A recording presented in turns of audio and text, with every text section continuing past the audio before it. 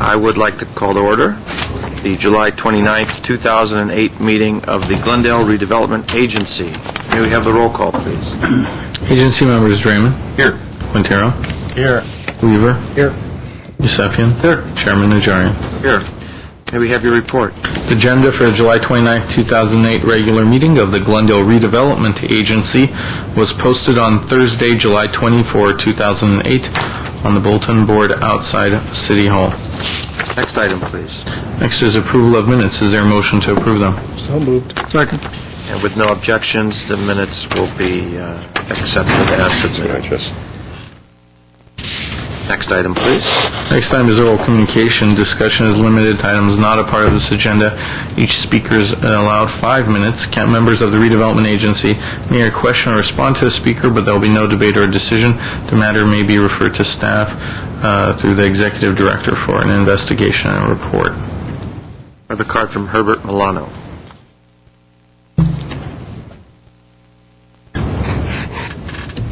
Good afternoon. My name is Herbert Milano, members of the agency and city staff. In July of 2002, the city prepared a fiscal impact report on the proposed town center, what was called the town center back then, today the Americana, estimating back then $57.7 million in redevelopment agency costs and estimating project revenues of $2.2 million. At that time, this agency's business terms stated the following: a ground lease is more preferable than selling the property, the publicly owned property, to the developer. So they chose this way: they're leasing or selling the property, not giving, a substantial subsidy as we wound up later. In March of 2004, the city delivered an internal audit report in which it estimated $6.7 million benefit over a 30-year period at net present value. At the time, 4 sources of revenue for the GRA and the city were identified: a tax increment on the property, sales tax revenues, a value or cost savings for not maintaining a central city park, a participation by the GRA on a return on an investment. We found very soon from a couple of studies that we would not get a return of investment as it was proposed. Since 2002, the city has been paying principal and interest on $48 million bond, and the amounts approximate $3.4 million annually. To get these financial projections, the city hired Kaiser Marston Associates, Inc. This followed another consultant's economic evaluation of the impact on the surrounding businesses. That consultant was Spear Consulting, LLC. That report stated that on a worst-case basis, approximately 1/4 of the non-promotional anchor sales will be shifted from brand merchants. The redevelopment agency owes all the Glendale stakeholders a proper evaluation of the true net return of the subsidy-given Caruso-affiliated holdings. It is my estimation that given the size of the subsidy, the city granted $77.1 million, the questionable financial benefit of the park area controlled by Caruso, and the payments of principal and interest, that the financial annual loss of the city is very significant and it is substantial. It is the responsibility of the redevelopment agency to prepare post-haste a true and accurate financial report on the town center project to the public. Thank you. Thank you. I do not have any other cards. Oral communications is closed. Let's move on to the next item. 6A on the business agenda is Director of Development Services regarding revised Glendale Redevelopment Agency Design Review Guidelines. At 6A1 is a resolution adopting the revised guidelines. Okay. Mr. Starbert? Yes, I'll go to Annette Jackson, who'll give you the staff report. Annette? Thank you. Good afternoon, Agency Chair Najarian and members of the agency. In July 2007, the Design Review Guidelines were revised and amended to reflect the newly amended and adopted amendments to the Glendale Municipal Code. However, upon further review, there were some inconsistencies in these guidelines, and staff has addressed and revised these guidelines, which are before you today. These modifications have been made to offer clear direction to developers and their teams, as well as to coincide with the existing design review process. If approved, staff will prepare a formal brochure with these requirements for prospective developers and project teams. Alan Loomis, Principal Urban Designer, is here today, and he will review with you the modifications to the guidelines.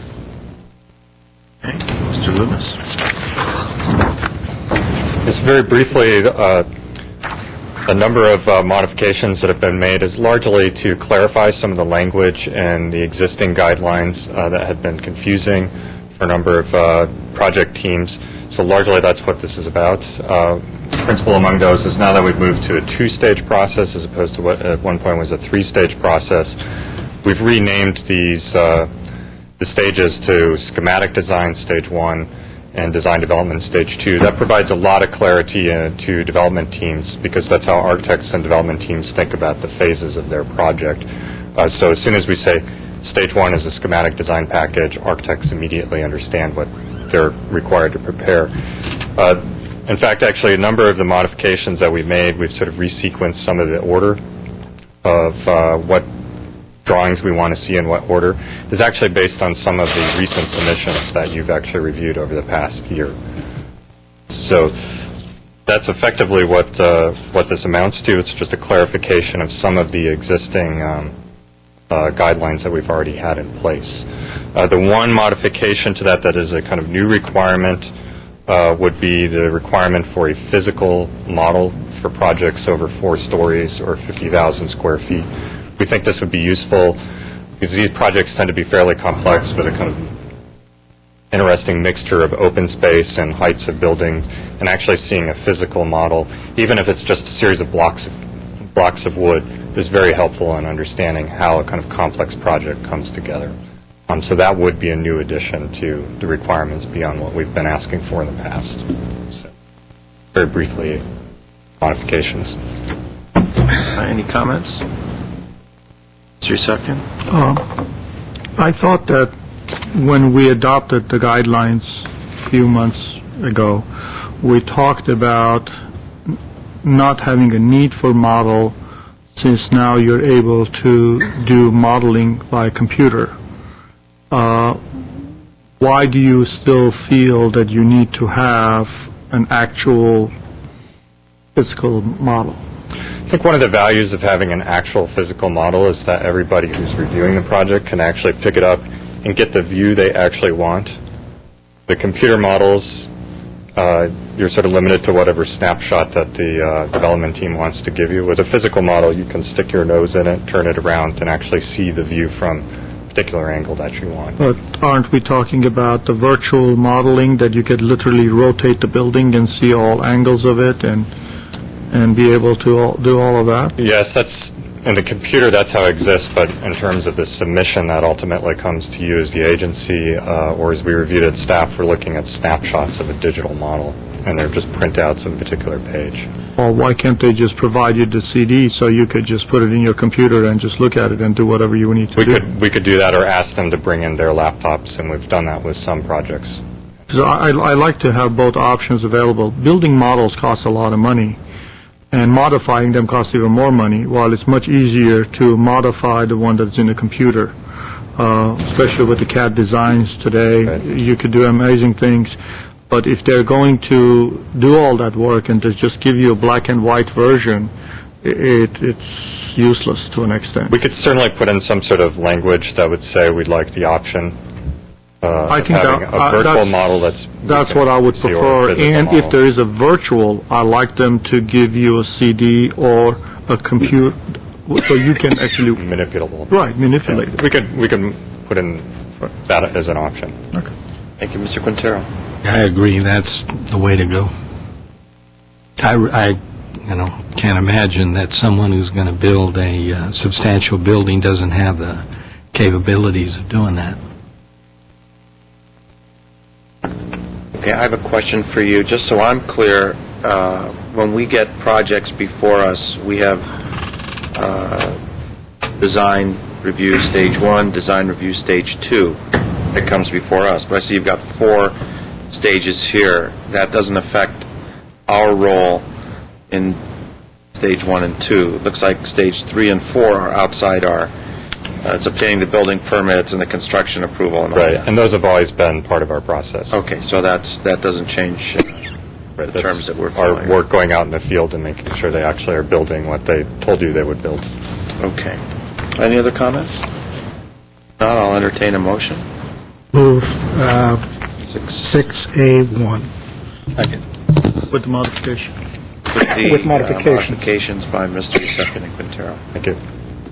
Roll call, please. Agency members Straman, Yes. Quintero, Yes. Weaver, Aye. Yusefian. Chairman Najarian. Yes. Next item. Are there any agency member or staff comments? Comments? Staff? No? Next, no new business? We adjourn. Motion. Second. And the agency is adjourned.